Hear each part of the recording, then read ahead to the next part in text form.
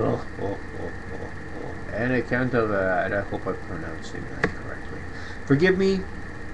I have had a few. So, and I'm not trying to use that as an excuse to get out of any kind of discussion or argument I might present here.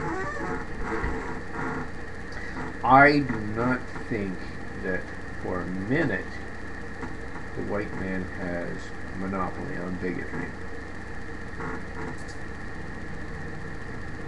At the same time, the idea of the presentation of an argument with the prefix "you white people" does have a certain degree of validity to it. Your expression that a number of non-white people would be experiencing certain kinds of disconjointedness with the rest of society because they are referred to in a segregated manner in the way that you speak gives me a great deal of pause and makes me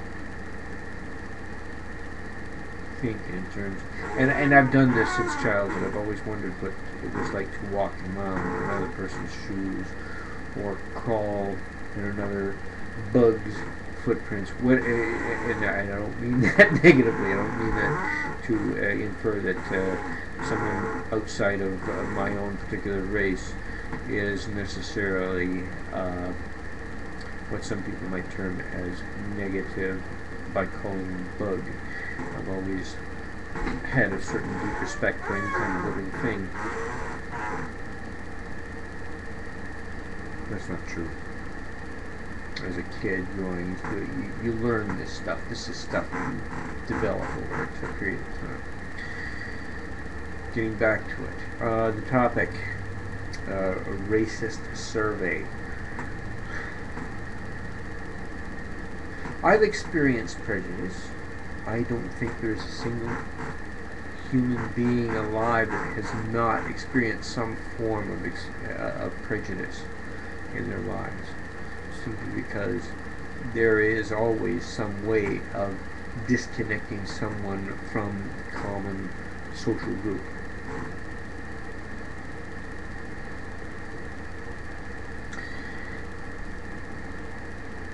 I don't mean to say this in a handicapping way, but I do have a certain degree of empathy for those who are in any kind of minority group that are subject to the prejudices of those who happen to be of the majority. Everybody can experience this. Everybody can experience some sort of disconnection with the group from some format of attribute that they possess that distinguishes them from the rest of the group, whether it be hair color, eye color, facial body features, whatever the case may be, whether it be the color of the skin or the size of the body, overweightness, underweightness. It's all there. It's always out there.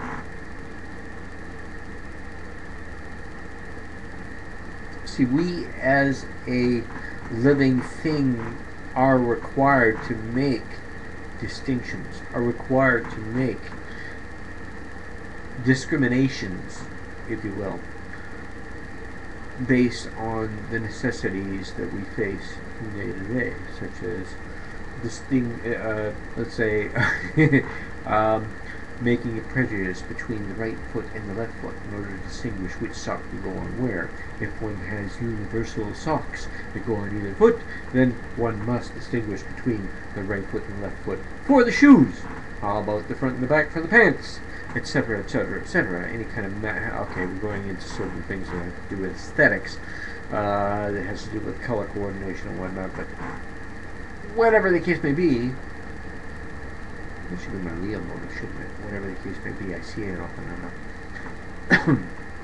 But we all make distinctions of some kind or another in our lives. We have to. It's necessary. It's in certain instances, it's life perpetuating. So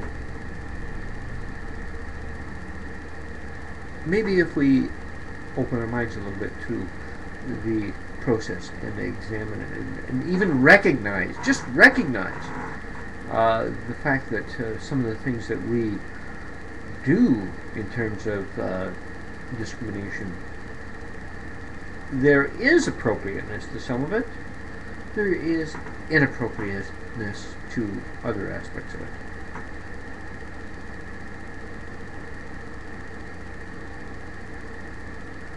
So what comes about is we need to make some sort of an effort to educate ourselves, if not each other, to the ability to distinguish between the essential and the non-essential in our lives. Let me know what you think about that, please. Thanks very much for listening.